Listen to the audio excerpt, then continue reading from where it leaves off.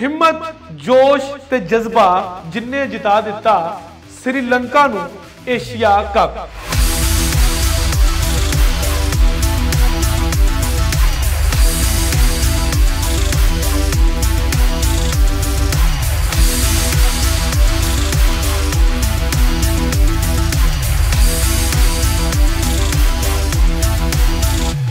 सत श्री अकाल, नमस्कार ते अस्सलाम वालेकुम। तुसी वेख रहे हो इंडोज टीवी ऑस्ट्रेलिया ते मैं तुहाडा मेज़बान नासिर अली। नाज़रीन, आख्या जाता है कि जोश जनून ते जज्बे नालों वड्डी चाल कोई भी नहीं हुंदी ते ये चाल चली श्रीलंका ने एशिया कप दे विच ते फेवरेट टीमां नूं कीता नॉकआउट ते श्रीलंकन क्रिकेट टीम ने चुक्या Asia cup. Sri Lankan cricket team ने साबित कर दिता कि अगर तुहाडे विच हिम्मत जनून ते जज्बा है, तुसी कोई भी मंजिल जिहड़ी है वो आसानी नाल फतह कर सकते हैं।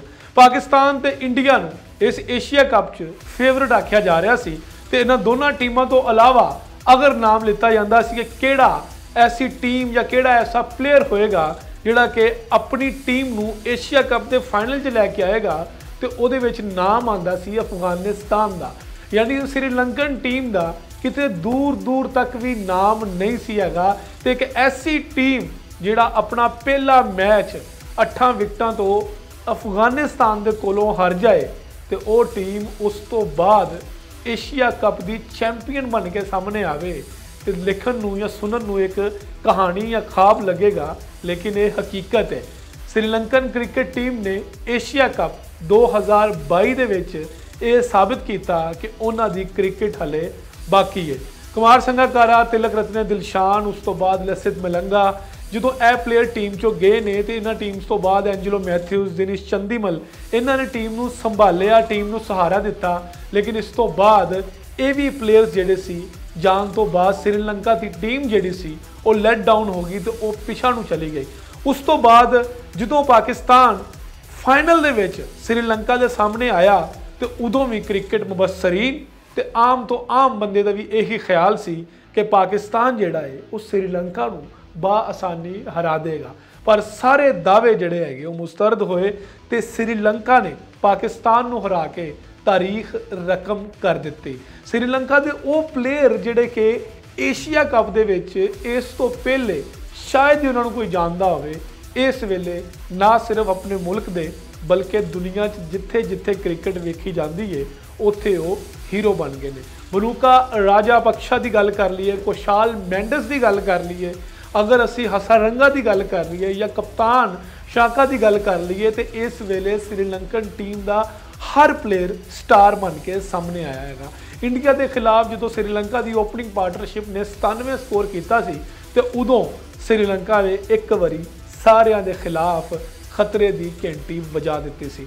इस तरह ही होया राती जो श्रीलंका ने टास हारन के बावजूद भी मैच जित लिया, क्योंकि एशिया कप दे विच बल्कि दुबई दे विच अगर असी गल कर लीए या सब कॉन्टीनेंट दी विकटां की गल कर लीए तो उहदे विच ड्यू फैक्टर हुंदा है कि जिहड़ा बाद विचों बॉलिंग करदा है उहदे वास्ते बहुत ज़्यादा मसला हुंदा है गेंद नूं ग्रिप करन दा या गेंद नूं स्विंग करन दा। लेकिन श्रीलंका के बॉलर्स ने बड़ी मेहनत के नाल, श्रीलंका के कप्तान जिहड़े ने उन्होंने बड़े खूबसूरत अंदाज नाल कप्तानी करदे होया श्रीलंका नूं एशिया कप जिता दिता। पाकिस्तान के खिलाफ श्रीलंका टास हार के पहले बैटिंग करन मैदान चाहिए, एक मौके पर श्रीलंका के 58 स्कोरां के 5 आउट हो गए सी ते उस वेले सिर्फ 9 ओवरां होइयां सी ते 11 ओवर का खेल बाकी सी। तो समझाया जा रहा सी कि श्रीलंका अगर करेगा भी स्कोर तो 130-35 तक कर सकेगा, पर श्रीलंका के बनुका राजापक्षा तो उस तो बाद हसारंगा ने एक बेहतरीन पार्टनरशिप बनाते हुए श्रीलंका का स्कोर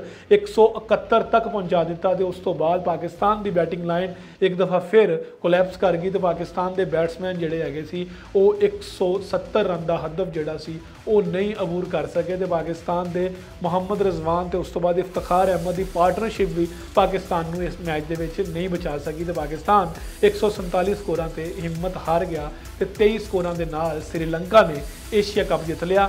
ਹਸਰੰਗਾ ਜਿਹੜੇ ਆਲਰਾਊਂਡਰ ਨੇ ਉਹਨਾਂ ਨੂੰ ਮੈਨ ਆਫ ਦੀ ਟੂਰਨਾਮੈਂਟ ਕਰਾਰ ਦਿੱਤਾ ਗਿਆ। ਤੇ ਇਸ ਤੋਂ ਇਲਾਵਾ ਸ੍ਰੀਲੰਕਾ ਨੇ ਇੱਕ ਵੱਡੀ ਇਨਾਮੀ ਰਕਮ ਏਸ਼ੀਆ ਕੱਪ ਦੀ ਜਿੱਤ ਕੇ ਆਪਣੇ ਮੁਲਕ ਦੇ ਉਹਨਾਂ ਲੋਕਾਂ ਨੂੰ ਖੁਸ਼ੀਆਂ ਦਿੱਤੀਆਂ ਜਿਹੜੀਆਂ ਕਿ ਇਸ ਵੇਲੇ ਦਿਵਾਲੀਆ ਹੋ ਗਏ ਨੇ, ਜਿਹੜੇ ਕਿ ਇਸ ਵੇਲੇ ਸ੍ਰੀਲੰਕਾ 'ਚ ਮੁਸ਼ਕਲ ਹਾਲਾਤ ਚੱਲ ਰਹੇ ਨੇ। ਇਹਨਾਂ ਹਾਲਾਤ ਦੇ ਵਿੱਚ ਸ੍ਰੀਲੰਕਾ ਲਈ ਏਸ਼ੀਆ ਕੱਪ ਜਿੱਤਣਾ ਕਿਸੇ ਮੌਜੂਦੇ ਤੋਂ ਘੱਟ ਨਹੀਂ ਸੀ ਹੈਗਾ। ਸ੍ਰੀਲੰਕਾ ਦੀ ਟੀਮ ਨੂੰ ਬਹੁਤ ਜ਼ਿਆਦਾ ਮੁਬਾਰਕਬਾਦ ਇੰਡੋਜ਼ ਟੀਵੀ ਵੱਲੋਂ। ਵੇਖਦੇ ਰਹੋ ਇੰਡੋਜ਼ ਟੀਵੀ ਆਸਟ੍ਰੇਲੀਆ।